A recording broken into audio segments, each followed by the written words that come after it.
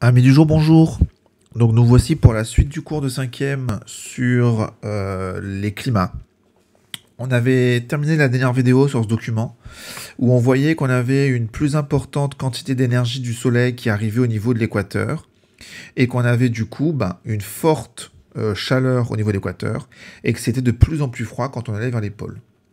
Et que cette différence était liée au fait que le soleil tapait de manière verticale, oui, au niveau de l'équateur et très oblique au niveau des pôles, ce qui fait que là, l'énergie est très concentrée et là, l'énergie est très diffuse. Alors, quelles conséquences ça va avoir ça sur les climats? Alors, on avait vu sur la carte des climats que les climats étaient un petit peu zonés de la même manière. On avait les climats chauds ici, les climats tempérés ici et les climats froids. Et donc, il y a un lien entre cette énergie reçue et ces climats. Mais cette énergie reçue de manière inégale sur Terre va aussi induire d'autres éléments, et notamment les vents. Alors on va essayer de comprendre pourquoi. Alors voilà, si vous prenez une marmite d'eau, dans cette marmite d'eau vous mettez des grains de riz par exemple, alors pas 150, quelques grains de riz, et que vous chauffez cette marmite d'eau, vous allez voir que les grains de riz vont monter puis redescendre dans cette marmite. Les grains de riz vont bouger. Alors, ils ne bougent pas tout seuls. S'ils bougent, c'est parce que l'eau bouge. En fait, qu'est-ce qui se passe? Lorsqu'on chauffe... qu'est-ce que c'est que ce truc? Super. Génial, bon, c'est pas grave. Lorsqu'on chauffe au niveau de l'eau, ici, je vais donc avoir ici de la chaleur. Sauf qu'un élément qui est chaud est plus léger qu'un élément qui est froid. Donc, l'eau chaude, là, va monter. Cette eau chaude va arriver à la surface de la marmite, et en contact avec l'air, là, il va se refroidir. Mais comme il se refroidit et qu'il est toujours poussé par l'eau chaude qui continue à monter, il va s'étaler. Et il refroidit. Et une fois qu'il est froid, il est plus lourd. Alors il redescend. Puis il se réchauffe à nouveau. Puis il remonte. Puis il refroidit. Puis il descend. Puis il se réchauffe, etc. Donc si j'ai deux points de chaleur, eh ben, j'aurai des espèces de boucles comme ça qui vont se former. Alors ces boucles, c'est ce qu'on appelle des mouvements de convection. Vous vous souvenez ce qu'on a dit?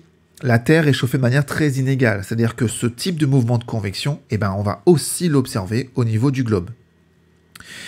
La chaleur, elle est où? La chaleur est au niveau de l'équateur. Donc au niveau de l'équateur, l'air, il est chaud.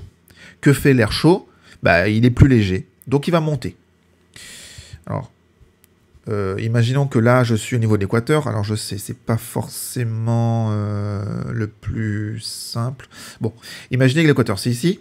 L'air est chaud, donc l'air va monter. L'air arrive en haute atmosphère, il fait plus froid, il va se refroidir et donc il va redescendre. Ça veut dire que ici, j'ai une zone où j'ai moins d'air puisque l'air est monté, donc l'air a été aspiré. Il me manque de l'air, c'est ce qu'on appelle une dépression. Ici, l'air va redescendre, donc il va s'accumuler en descendant, il va augmenter la quantité d'air qu'il y a ici. C'est une surpression, si vous voulez. Alors une surpression, ça a un nom, c'est ce qu'on appelle un anticyclone. Alors on pourrait dire qu'une dépression, c'est un cyclone. Sauf qu'un cyclone, c'est juste une dépression un petit peu très très accélérée, on va dire. D'accord? Donc on va s'arrêter à dépression et anticyclone. Ça veut dire que sur Terre, j'ai des zones de dépression et des zones d'anticyclone. Les dépressions, c'est les zones où l'air chaud va monter. L'anticyclone, c'est les zones où l'air plus froid, on va dire, va redescendre. Alors, sur ce schéma, j'ai rajouté des petits nuages. La raison, elle est très simple. Si l'air chaud qui est là, qui est, rappelez-vous, très proche de la mer, chargé en humidité, remonte, il va accumuler ici des nuages, et donc il va pleuvoir. En général, au niveau d'une dépression, il pleut. L'air froid, plus sec, se déplace, et arrive au niveau d'une zone où il va commencer à redescendre, parce qu'il est devenu plus lourd. Oui, mais comme il est plus sec, les zones d'anticyclone sont des zones plutôt sèches. Donc, sur le globe, j'ai des dépressions où l'air monte et où il pleut en général. Et j'ai des anticyclones où l'air redescend et où il va plutôt beau, plutôt sec. Ça me donne ce type de schéma-là. Alors ça, oui, c'est les mêmes cellules de convection. Elles sont là, les cellules, d'accord? Alors, il y en a plusieurs sur la Terre. C'est pas la peine d'expliquer pourquoi. On va s'intéresser surtout à celle-là, qui se passe au niveau de l'équateur. Puisque ici, on a bien montré que le Soleil réchauffait beaucoup cette zone. Si le Soleil réchauffe cette zone, l'air chaud qui est là remonte. Il se refroidit, il redescend parce qu'il est lourd. Puis il se réchauffe, puis il remonte, puis il se refroidit. Donc là, vous voyez que j'ai bien une cellule de convection qui se forme. Au niveau de mon équateur, ici, j'ai donc moins d'air. Je vais avoir une dépression, donc une zone ici où il fait plutôt humide, où j'ai beaucoup de pluie. Et ici, j'ai plus d'air, donc j'ai une surpression, j'ai un anticyclone. Et cet anticyclone est plutôt sec.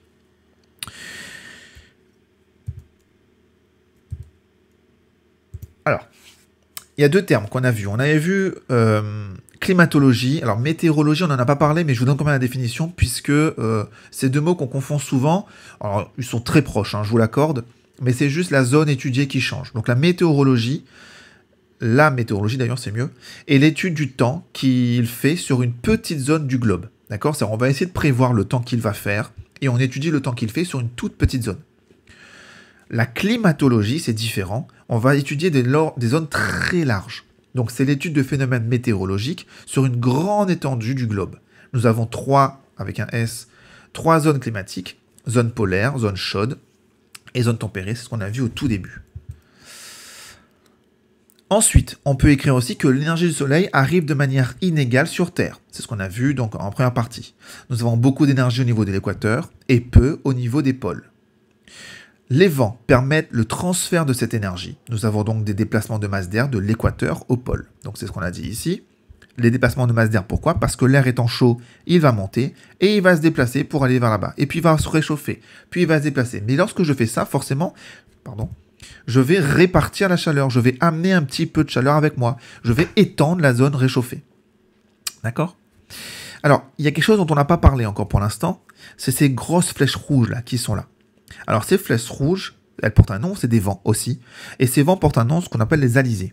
Et en fait, les alizés, c'est une résultante de deux choses. Ils sont causés par deux éléments. Ils sont d'abord causés par les vents là, qui se réchauffent et qui vont remonter au niveau de l'équateur. Donc vous voyez bien que la flèche va dans ce sens-là. Mais la flèche n'est pas tout droite, elle est un petit peu déviée. Vous voyez qu'elle est déviée comme ça, à chaque fois.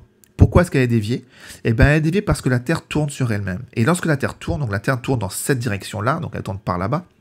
Et lorsque la Terre tourne, eh ben, elle va dévier le vent. Et le vent va donc, va pas descendre tout droit. Il va descendre un petit peu courbé sur la Terre. Et ça va donner des vents qui vont aller de l'est vers l'ouest. C'est les vents qu'on a déjà rencontrés à La Réunion. On en a déjà parlé quand on parlait de La Réunion. Vous vous souvenez, on avait des vents qui venaient de la mer, qui venaient de l'est et qui allaient vers l'ouest.